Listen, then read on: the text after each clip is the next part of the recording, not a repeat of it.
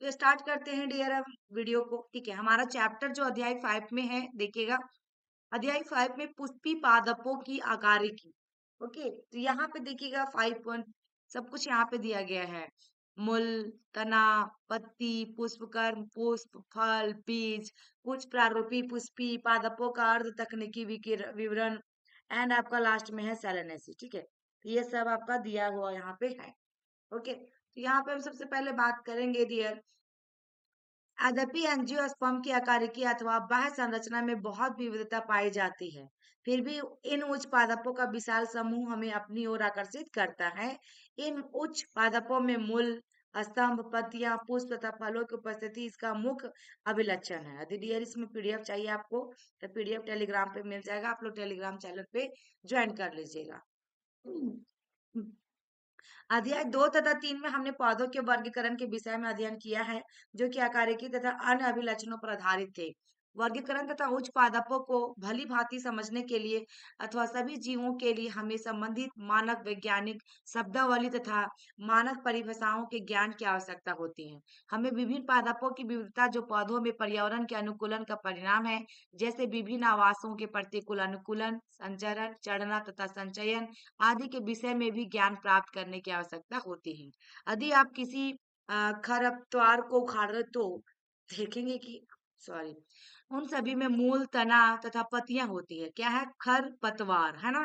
तो उनमें फूल तथा फल भी लगे हो सकते हैं, लेकिन पुष्पी पादप का भूमिगत भाग मूल तंत्र, जबकि ऊपरी भाग प्रहोत तंत्र होता है। मूल का हम सबसे पहले इसमें देखेंगे मूल क्या है। अधिकांश द्विबीजपत्री पादपों में मूलांकुर के लंबे होने से प्राथमिक मूल बनती हैं, जो मिट्टी से उगती है। किससे उगती है? मिट्टी से उगती है। इसमें पार्श्ववर्यी मूल होती है। क्या होती है? पार्श्ववर्यी मूल होती हैं, जिन्हें द्वितीयक या तृतीयक मूल्य भी कहते हैं। Very very important. प्राथमिक मूल तथा इसकी शाखाएं मिलकर मूल तंत्र बनाती हैं। इसका उदाहरण सरसों का पौधा है। क्या है डियर? सरसों का पौधा। क्या बताया कि प्राथमिक मूल तथा इसकी शाखाएं मिलकर मुस्ला मूल तंत्र बनाती हैं। इसका एक उदाहरण है बहुत अच्छा, सरसों का पौधा, मस्टर्ड प्लांट, है ना? एक बीजपत्री पौधों में प्राथमिक मूल अल्प वायु होती हैं और इसके स्थान पर अनेक मूल निकल जाती हैं। ये मूल तने के आधार से निकलती हैं। इन्हें देखिएगा झकड़ा मूल तंत्र भी कहते हैं। किसको कहते हैं? जो तने के आधार से निकल रही हैं, जो बिल्कुल तना से निकल रही हैं, उसको हम झकड़ा मूल तंत्र कहते हैं। इसका उदाहरण है गेहूं का पौधा। Very very important. देख, कुछ पौधों जैसे घास तथा बरगद में मूलांकुर के बजाय पौधों के अन्य भाग से निकलती है। देखिए, कुछ पौधे होते हैं जैसे घास तथा बरगद में मूलांकुर की बजाय पौधों के अन्य भाग से निकलती है। बरगद में भी देखे होंगे आप, लटकता है ना अगल बगल से। इसी तरह घास भी, अभी एक दूधी का घास को आप उखाड़ दें तो सारा वो वहां पे मर जाता है डियर। तो सेम आपका यहाँ भी वही बात कह रहा है। इन्हें देखिएगा आप स्थानिक मूल्य कहते हैं। इन्हें क्या कहते हैं? अपस्थानिक मूल्य कहते हैं। मूल तंत्र का प्रमुख कार्य मिट्टी से पानी तथा खनिज लवण का शोषण, पौधों को मिट्टी में जकड़ कर रखना, खाद्य पदार्थों का संचयन करना तथा पादपों नियामकों का संश्लेषण करना होता है।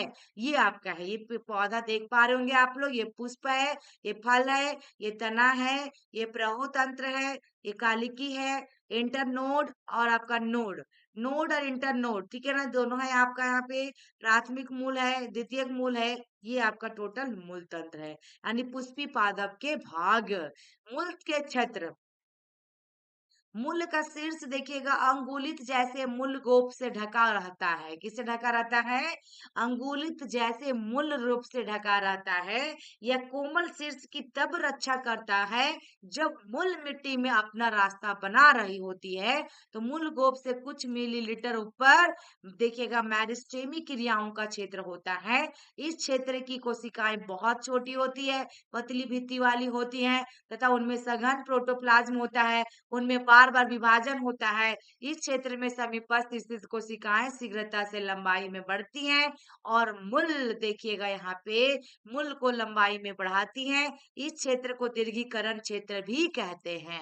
दीर्घीकरण क्षेत्र की कोशिकाओं में विविधता तथा परिपक्वता आती है, इसलिए दीर्घीकरण के समीप स्थित क्षेत्र को परिपक्व क्षेत्र कहते हैं। इस क्षेत्र से बहुत पतली तथा कोमल धागे की तरह संरचनाएं निकलती हैं, जिन्हें मूल रोम कहते हैं। इन मूल रोम की मिट्टी से पानी तथा खनिज लवणों का अवशोषण करते हैं। दूसरा में देखिएगा डियर हमारा आ गया तना। यहाँ पे देखिएगा परिपक्व क्षेत्र है, क्योंकि दाढ़ी मूछ इनकी निकल चुकी है। हमारे मेल में देखिए पर्सन में मैच्योर पर्सन में सोचिए तो ये बिल्कुल परिपक्व है, मैच्योर है। उसके बाद दीर्घकालीन क्षेत्र यहाँ से यहाँ तक दिखा रहा है। मेरिस्टेमी सक्रियता क्षेत्र आपका ये नहीं यहाँ दिखा रहा है। देन ये नीचे वालों को हम मूल गोप कहते हैं और ये हम आपको मूल रोम कहेंगे। ठीक है, नेक्स्ट आपका तना का बारे में, ऐसे कौन से अभिलक्षण है जो तने तथा मूल में विभेद स्थापित करते हैं। तना अक्ष का ऊपरी भाग है जिस पर शाखाएं, पत्तियां, फूल तथा फल होते हैं। यह अंकुरित बीज के भ्रूण के प्राकुर से विकसित होता है। तने पर गांठ तथा पेड़ पोरियां होती हैं। तने के उस क्षेत्र को जहां पत्तियां निकलती हैं उन्हें गांठ कहते हैं। ये गांठें स्तन अथवा कच्ची हो सकती है जब तना शैशव अवस्था में होता है। देखिए कौन सा अवस्था में डियर, शैशव अवस्था में। तब वह प्राय हरा होता है और बाद में काष्ठीय तथा गहरा भूरा रंग हो जाता है। तने का प्रमुख कार्य शाखाओं को फैलाना होता है, पत्ती, फूल तथा फल को संभाले रखना होता है।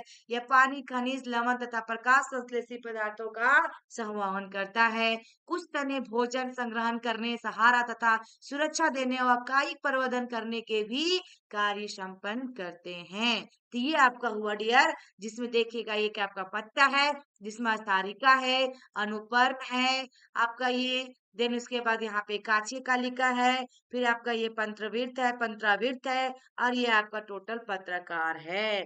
देन आपका देखिएगा बिल्कुल फ्लैट वाला पत्ता में देखिए इसमें धारी ज्यादा नहीं होती है, इसमें धारियां होती है, इसमें भेन्स होती हैं, ये बिल्कुल फैनलेट्स होती हैं, जो कि आपका दूसरा में क्या है, जालिका शिराव्यांश, समांतर शिराव्यांश। इसमें बिल्कुल समांतर है, समतल है, देख पा रहे होंगे। और इसमें जालिका में देखिए अलग अलग छोटे छोटे छोटे छोटे बीच बीच में भी इसका भेन है और ये बिल्कुल भेनलेस है। तो ये आपका दोनों पत्तों।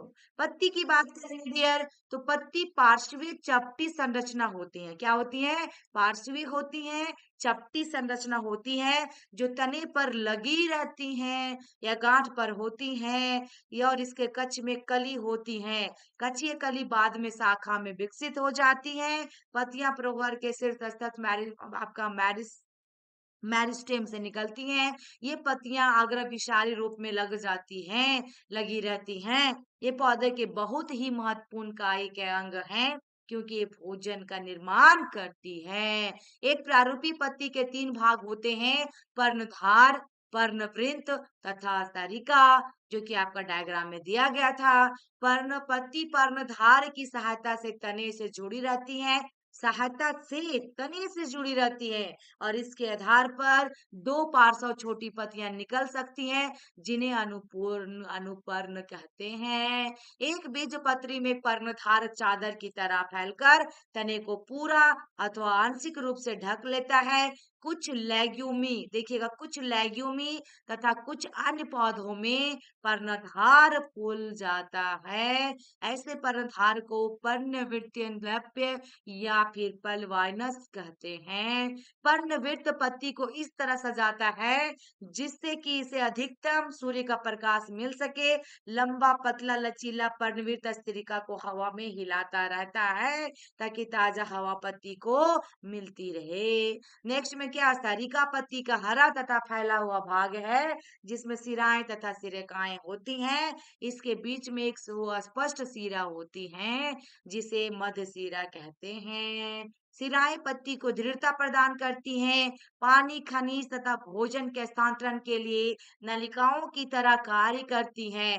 विभिन्न पौधों में स्तरिका की आकृति, उसके सिरे, चोटी तथा सतह तथा कटाव में विभिन्नता होती है। Next dear शीराव्यांश। शीराव्यांश में क्या होता है?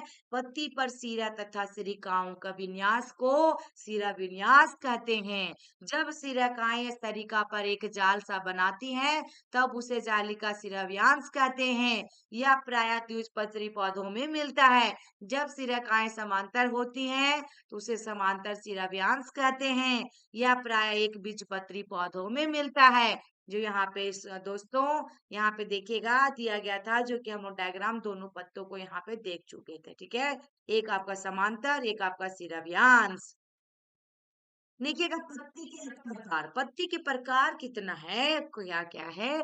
तो जब पत्ती की स्तरिका अक्षीण होती है अथवा कटी हुई लेकिन कटाव मध्य सिरा तक नहीं पहुंच पाता, तब वह सरल पत्ती कहलाती है। क्या कहलाती है? सरल पत्ती कहलाती है। जब स्तरिका का कटाव मध्य सिरा तक पहुंचे और बहुत पत्रकों में टूट जाए, तो ऐसी पत्ती को हम संयुक्त पत्ती कहते हैं। सरल तथा संयुक्त पत्तियां दोनों में पर्णयुक्त, देखिएगा दोनों में पर्ण वृत्त के कक्ष में कली होती है। पर्ण वृत्त के कक्ष में कली होती है, लेकिन संयुक्त पत्री के पत्रकों के कक्ष में कली नहीं होती है। Very very important. यहाँ पे देखिएगा सरल तथा संयुक्त पत्तियों दोनों में पर्णवृत्त के कक्ष में कली होती है, लेकिन संयुक्त पत्ती के पत्रकों के कक्ष नहीं होती है, कक्ष में कली नहीं होती है। संयुक्त पत्तियां दो प्रकार की होती हैं। पहला आपका पीछाकार संयुक्त पत्तियों में बहुत से पत्रक एक ही अक्ष पर, एक ही एक्सिस पर, जो मध्य सिरा के रूप में कार्य करती हैं, पर स्थिर होती हैं। इसका उदाहरण आपका नीम है। क्या है? नीम। देखिए आपका सीधा ऐसे निकलता है और इसकी पत्ता देखो ऐसे है, ऐसे है, ऐसे है, एक दूसरे के साथ इधर से इधर से। ठीक है। तो आपका आम में जो पिछकारी संयुक्त पत्ती है, बी में हस्तकार संयुक्त पत्ती है। दूसरे में हस्तकार संयुक्त पत्तियों में एक पत्रक एक बिंदु के अर्थात पत्रक एक ही बिंदु, पत्रक देखिएगा एक ही बिंदु है यहाँ पे, एक ही बिंदु के अर्थात पर्णवृत्त की चोटी से जुड़े रहते हैं और ये आपका क्या हो जाते हैं? उदाहरण में सिल्क कॉटन ब्रीच होता है। ये क्या होता है डियर? सिल्क कॉटन ब्रीच होता है। नेक्स्ट, पर्ण विन्यास। पर्ण विन्यास क्या है?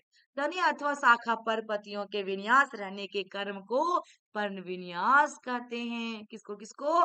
तने अथवा शाखा पर पत्तियों के विन्यास को, विन्यस्त रहने को पर्ण विन्यास कहते हैं। यह प्रायः तीन प्रकार का होता है। एक आपका एकांतरण होता है, एक आपका सम्मुख होता है, एक आपका चक्करदार होता है। एकांतरण प्रकार के पर्ण विन्यास में एक अकेली पत्ती प्रत्येक गांठ पर एकांतरण रूप में लगी रहती है।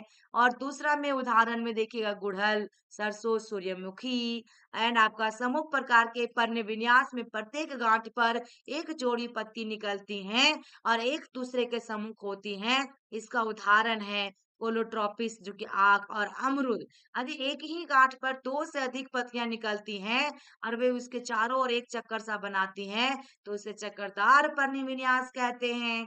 जैसे आपका एल्स्टोनिया या डेविल ट्री। ठीक है। यहाँ पे देखिए विभिन्न प्रकार के पर्ण विन्यास, एकांतरण, समूह और चक्करदार। देखिए गुड़हल हम क्या कहते हैं? एकांतरण होगा। अमरूद हमारा क्या हुआ? समूह हो गया। अमरूद का एग्जाम्पल देखिए, यहाँ भी देखिए तो समूह होती हैं। एंड आपका चंपा जो है डियर चक्करदार हो गया, चक्करदार पत्तियां होती हैं। ठीक है। नेक्स्ट, पुष्प कर्म। क्या है? पुष्प कर्म। फूल एक रूपांतरित प्रवाह है जहां पर प्रवाह का शीर्ष आपका मेरिस्टेम पुष्पी मेरिस्टेम में परिवर्तित हो जाता है। पेड़ पोड़ियां लंबाई में नहीं बढ़ती और अक्ष दबकर रह जाती हैं। गांठों पर कर्मानुसार पत्तियों की बजाय पुष्पों पुष्पी उपांग निकलते हैं। जब प्रहोर शीर्ष फूल में परिवर्तित होता है, तब वह सदैव अकेला होता है। क्या होता है? सदैव अकेला होता है। पुष्पी अक्ष पर फूलों के लगने के कर्म को ही पुष्प कर्म कहते हैं। शीर्ष का फूल में परिवर्तित होना अथवा सतत रूप से वृद्धि करने के आधार पर पुष्प कर्म को दो प्रकार के असीमाक्षी तथा समीमाक्षी में बांटा गया है। देखिएगा असीमाक्षी, असीमाक्षी है ना, प्रकार के पुष्प कर्म के प्रमुख अक्ष में सतह वृद्धि होती रहती है और फूल पार्श्व में अग्र विचारी कर्म में लगे रहते हैं। 7 में आपका आसिमाची पुष्पकर्म देखिए किस तरह से लगा हुआ है। इधर पत्ते हैं, फ्लावर्स, देखिए सब कुछ इसमें आ चुके हैं। नेक्स्ट देखिएगा समी ससीमाची, सासीमाची, है ना, सासीमाची पुष्पकर्म में प्रमुख अक्ष के सिर पर फूल लगता है, इसलिए इसमें सीमित वृद्धि होती है। फूल तला विसारी कर्म में लगे रहते हैं, जैसा कि 5.8 में दिखाया गया होगा। देखिए फूल आपका लग गया है, फ्रंट में ही लग जाते हैं डियर, आगे में, क्योंकि आपका इसमें भी आगे में निकलेगा, इसमें निकल चुका है, इसमें निकलेगा निकलेगा, इसमें निकल चुका है। एंजियोस्पर्म में पुष्प जो फूल होता है, एक महत्वपूर्ण आपका ध्यान कर्षी रचना है। यह एक रूपांतरित प्रवाह है जो लैंगिक जनन के लिए होता है। एक प्रारूपी फूल में विभिन्न प्रकार के विन्यास होते हैं जो कर्मानुसार फूले हुए पुष्पावृंत जिसे पुष्पासन कहते हैं पर लगे रहते हैं। यह आपका कैलिक्स, कोरोला, पुपंग तथा जायांग होता है। कैलिक्स तथा कोरोला सहायक अंग है, जबकि पुपंग जो तथा जयांग लैंगिक अंग है। कुछ फूलों जैसे प्याज में कैलिक्स तथा कोरोला में कोई अंतर नहीं होता है। इन्हें हम क्या कहते हैं, परिदल पुंज यानी कि पैरियंथ कहते हैं। जब फूल में पुकेंसर तथा पुपंग दोनों ही होते हैं तब इन्हें द्विलिंगी अथवा उभयलिंगी कहते हैं। यदि किसी फूल में केवल एक पुंकेसर अथवा अंडक हो तो उसे हम एक लिंगी कहते हैं। देखिएगा सममिति में फूल त्रिज सममिति यानी कि नियमित अथवा एक्य सममिति यानी कि द्विपार्श्विक हो सकते हैं। जब किसी फूल के दो बराबर भागों में विभक्त किया जा सके तब उसे त्रि सममिति कहते हैं। इसके उदाहरण सरसों, धतूरा, मिर्च। लेकिन जब फूल को केवल एक विशिष्ट ऊर्ध्वाधर समतल से दो समान भागों में विभक्त किया जाए तो उसे हम एक व्यवसाय सममित कहते हैं। इसके उदाहरण है मटर, गुलमोहर, सीम और केसिया। जब कोई फूल बीच से किसी भी ऊर्ध्वाधर समतल से दो समान भागों में विभक्त ना हो सके तो उसे हम असममित तथा अनियमित कहते हैं, जैसा कि केना।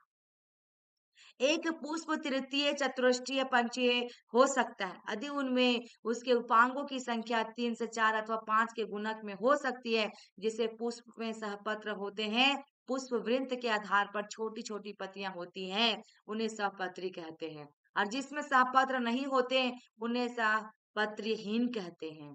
पुष्प अंतरा देखिएगा, पुष्प वृंत पर कैल्किस, कोरोला, पुपंग तथा अंडाशय की सापेक्ष स्थिति के आधार पर पुष्प को आधा आप देखिएगा अधोजाइंगता यानी कि हाइपोगाइनस और परिजाइंगता यानी कि पेरिगाइनस तथा अधिजायता यानी कि एपिगाइनस, ये सब हैं।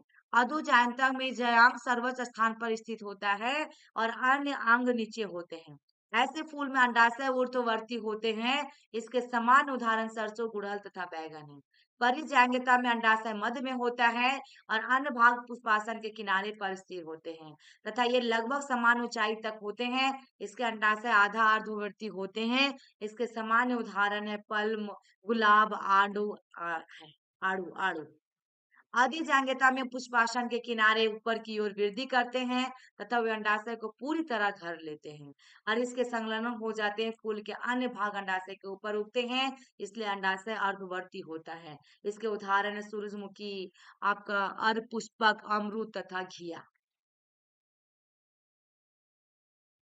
देखिए डियर, आ ब स द सब आपका दिया गया है, क्या क्या है। ये जो चैप्टर है डियर आप लोग के लिए बहुत ही महत्वपूर्ण है। यदि आप बीएससी नर्सिंग एंट्रेंस कर रहे हैं, यूपी से, झारखंड से, बिहार से, किसी भी स्टेट से कर रहे हैं आप डियर, तो आपके स्टेट में भी हिंदी इंग्लिश दोनों लैंग्वेज में आता होगा, तो आपके लिए बहुत ही महत्वपूर्ण रहने वाले हैं। साथ में नीट के लिए तो है ही है, ठीक है ना। तो आप सभी के लिए महत्वपूर्ण रहने वाले हैं। पुष्प के भाग की बात करेंगे। प्रत्येक पुष्प पे 4 चक्र होते हैं, जैसे कैलिक्स, कोरोला और पुपंग तथा जया, ठीक है। देखिएगा कैलिक्स, कैलिक्स पुष्प का सबसे बड़ी बाहरी चक्र है और इसकी इकाई का बाह्य दल कहते हैं। प्राय बाह्य दल हरी पत्तियों की तरह होते हैं और कली की अवस्था में फूल की रक्षा करते हैं। कैलिक्स संयुक्त बाह्य दली जुड़े हुए बाह्य दल अथवा पृथक बाह्य दल मुक्त बाह्य दल होते हैं, ठीक है। कोरोला की बात करेंगे। कोरोला यानी कि दल पंखुड़ी का बना होता है। दल प्रायः चमकीले रंगदार होते हैं। ये परागन के लिए कीटों का अपनी ओर आकर्षित करते हैं। कैलिक्स की तरह कोरोला भी संयुक्त दली अथवा पृथक दलीय हो सकता है। पौधों में कुंडल आकृति तथा रंग भिन्न भिन्न होता है। जहां तक आकृति का संबंध है, वह नालिकार, घटाकार, कीप के आकार तथा चक्रदार हो सकती है। ठीक है। कैलिक्स, कोरोला, पुपंग, जयांग सब एक फूल में दिया है डियर। देखिएगा ये पुपंग होता है, ये आपका जयांग है, और ये आपका कोरोला है, ये आपका कैलिक्स है यहाँ पे, और लास्ट में आपका पुष्पावृंत है। देखिए, पुष्पदल विन्यास पुष्पकली में उसी चक्र के अन्य इकाइयों के सापेक्ष बाह्य दल अथवा दल के लगे रहने के कर्म को पुष्पदल विन्यास कहते हैं। पुष्पदल विन्यास के प्रमुख प्रकार कोर स्पर्शी व्यावृत्ति यानी कि कोर छादी या वैक्सिलेरी होते हैं। जब चक्र के बाह्य दल अथवा दल के एक दूसरे के किनारों को केवल स्पर्श करते हैं तो उसे कोर स्पर्शी कहते हैं। जैसे कि आपका क्या होता है, कोलोट्रोपिस। यदि किसी दल अथवा बाह्य दल का किनारा अगले दल का तथा दूसरे तीसरे आदि पर अतिवार्त्य हो तो उसे हम व्यवर्तित कहते हैं। इसके उदाहरणता में गुड़हल, भिंडी तथा कपास है। यदि बाह्य दल अथवा दल के दूसरे पर अतिव्यात हो तो उसकी कोई विशेष दिशा नहीं होती। इस प्रकार की स्थिति को हम छादी कहते हैं। इसके उदाहरण केसिया गुलमोहर है। मटर, सेम में 5 दल होते हैं। इनमें से सबसे बड़ा मानक जो होता है 2 पार्श्वीय को पंख तथा ये दो सबसे छोटे अग्र दलों कूटक जिसको अतिव्यातित करते हैं। इस प्रकार के पुष्प दल विन्यास को वैक्सिलरी अथवा पैपिलोनियस कहते हैं। ओके। उपंग उपंग पुंकेसरों से मिलकर बनता है। देखिए बहुत इंपॉर्टेंट चीजें रखा है यार इस चैप्टर में। प्रत्येक पुंकेसर जो फूल के नर जनन अंग है में से एक तंतु अथवा एक पराकोष होता है। प्रत्येक पराकोष प्रायः द्विपालक होता है और प्रत्येक पाली में 2 कोष्ठक यानी पराकोष होते हैं। पराकोष में परागकण होते हैं। बंद पुंकेसर जनन करने में असमर्थ होते हैं और वह स्टेमियनाइट कहलाते हैं। क्या कहलाते हैं? स्टेमियोनाइट कहलाते हैं। पुंकेसर फूल के अन्य भागों जैसे दल अथवा आपस में ही जुड़े हो सकते हैं। जब पुंकेसर दल से जुड़े होते हैं तो उसे दलगंग यानी कि एपिपेटलस कहते हैं, जैसे बैगन में। यदि ये परिदल पुंज में जुड़े हों तो उसे हम परिदल लग्न यानी कि एपिपेलस कहते हैं, जैसे लिली में। फूल में पुंकेसर मुक्त बहु पुंकेसरी अथवा जुड़े हो सकते हैं। पुंकेसर एक गुच्छे अथवा बंडल जिसको एक संघी जैसे गुड़हल में है, अथवा 2 बंडल द्विसंगी जैसे मटर में, अथवा 2 से अधिक बंडल बहुसंगी जैसे सिट्रस में हो सकते हैं। उसी फूल के तंतु की लंबाई में भिन्नता हो सकती है जैसे कि सैल्विया तथा सरसों में। जयांग की बात करेंगे डियर। जयांग फूल के मादा जनन अंग होते हैं। ये एक अथवा अधिक अंडप से मिलकर बनते हैं। अंडप के 3 भाग होते हैं, वार्तिका, वार्तिकराग और अंडाशय। अंडाशय का आधरी भाग फुला हुआ होता है और भाग फुला हुआ होता है जिस पर एक लंबी नली होती है जिसे वार्तिका कहते हैं। वार्तिका अंडाशय को वार्तिकार्ग से जोड़ती है और वार्तिकार्ग प्राय वार्तिका के चोटी पर होती हैं और परागकण को ग्रहण करती हैं। प्रत्येक अंडाशय में एक अथवा अधिक बीजांड होते हैं जो चपटे गद्देदार बीजांडसन से जुड़े होते हैं। जब एक से अधिक अंडक होते हैं तब वे पृथक यानी कि मुक्त हो सकते हैं, जैसे कि गुलाब और कमल में। इन्हें आप देखिएगा विक्ट तांडपी यानी कि एपोकार्पस कहते हैं। जब अंडक जुड़े होते हैं जैसे मटर तथा टमाटर तथा युक्त डंपी यानी कि सिनकार्पस कहते हैं।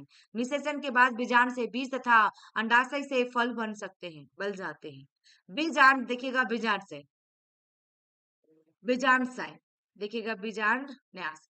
आज अंडाशय में बीजांड के लगे रहने का कर्म को बीजांड न्यास यानी कि देखिएगा इसमें प्लेसेंटेशन कहते हैं। प्लेसेंटेशन है। बीजांड सीमांत स्तंभीय, वित्तीय, आधुनिक, केंद्रीय तथा मुक्त स्तंभीय प्रकार का होता है। सीमांत में देखिएगा बीजांड अंडाशय के अधन सीवन के साथ साथ कटक बनाता है और बीजांड कटक पर स्थित रहते हैं जो 2 कतारें बनाती हैं जैसे कि मटर में। जब बीजांडाशय अच्छी होता है तो बीजांड बहुकोष्ठीय अंडाशय पर लगे होते हैं। ऐसे बीजांडाशय को स्तंभीय कहते हैं।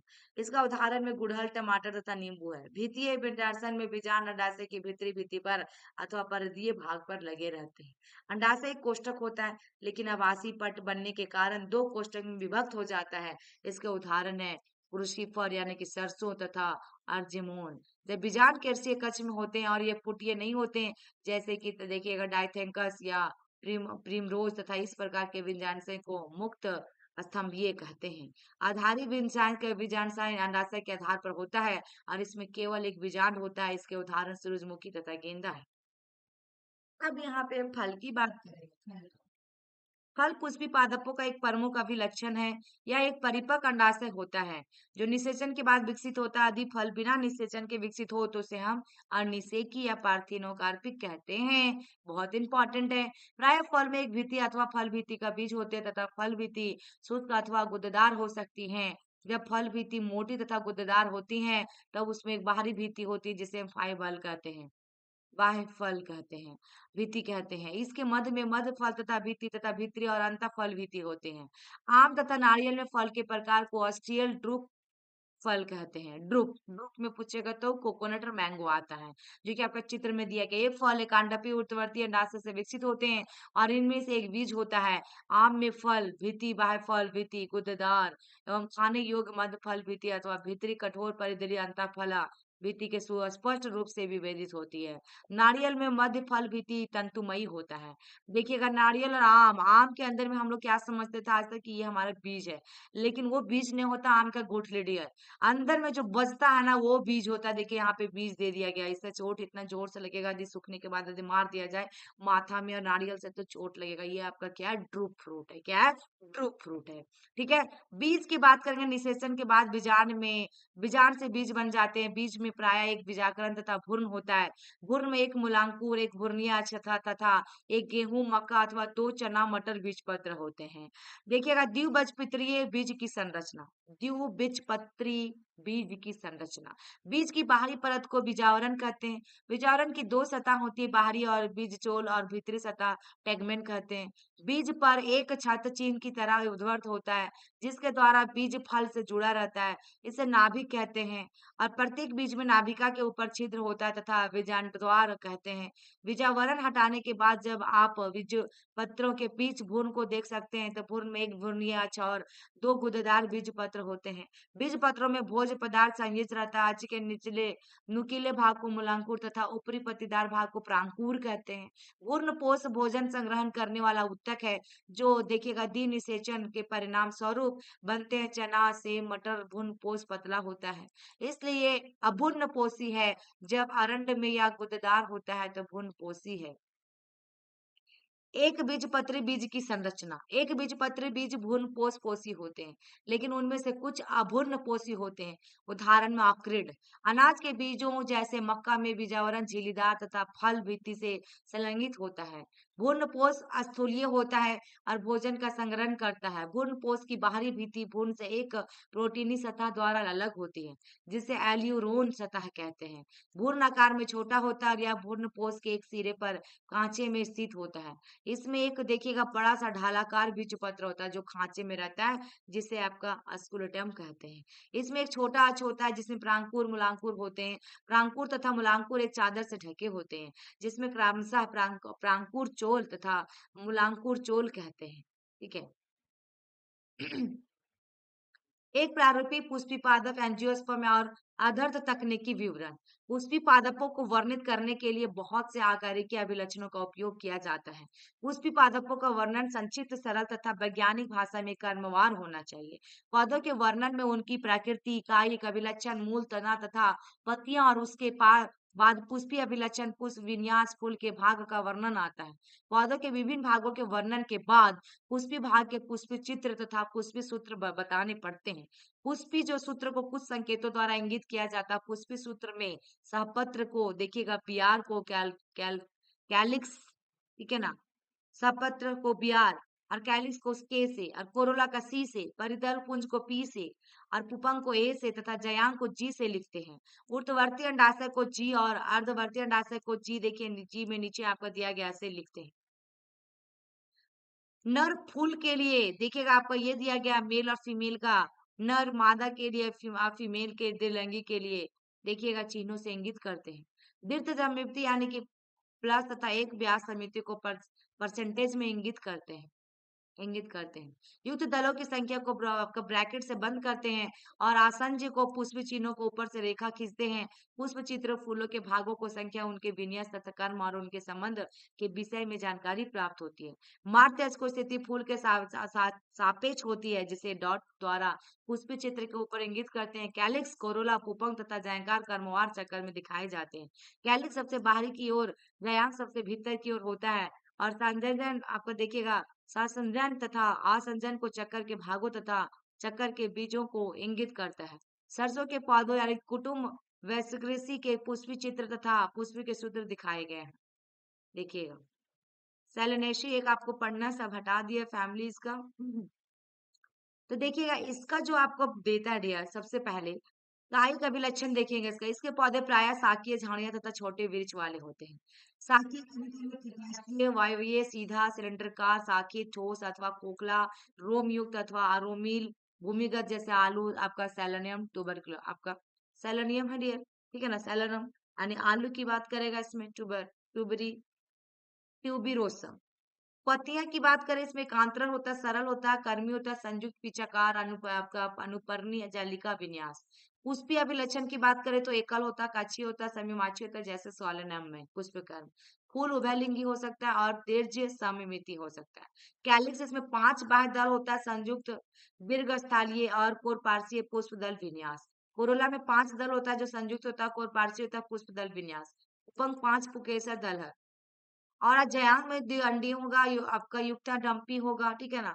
द्विअंड द्विअंडपी, युक्तांडपी, तिरछी अंडाशय ऊर्ध्ववर्ती, त्रिकोष्ठी बीजा, आपका बीजांडासन फूला हुआ जिसमें बहुत से बीजांड, फल में संपुट अथवा सरस, और बीज में भ्रूण पोषी अनेक। और पुष्पी सूत्र का क्या होगा इसमें देखिए, आपका दिया गया है, इसमें सूत्र का आपका दे दिया गया है। इसको फॉर्मूला हम लोग, फॉर्मूला यदि चाहते हैं आप तो कमेंट बॉक्स में कमेंट कीजिएगा, बहुत अच्छे से आप लोग को बता दिया जाएगा।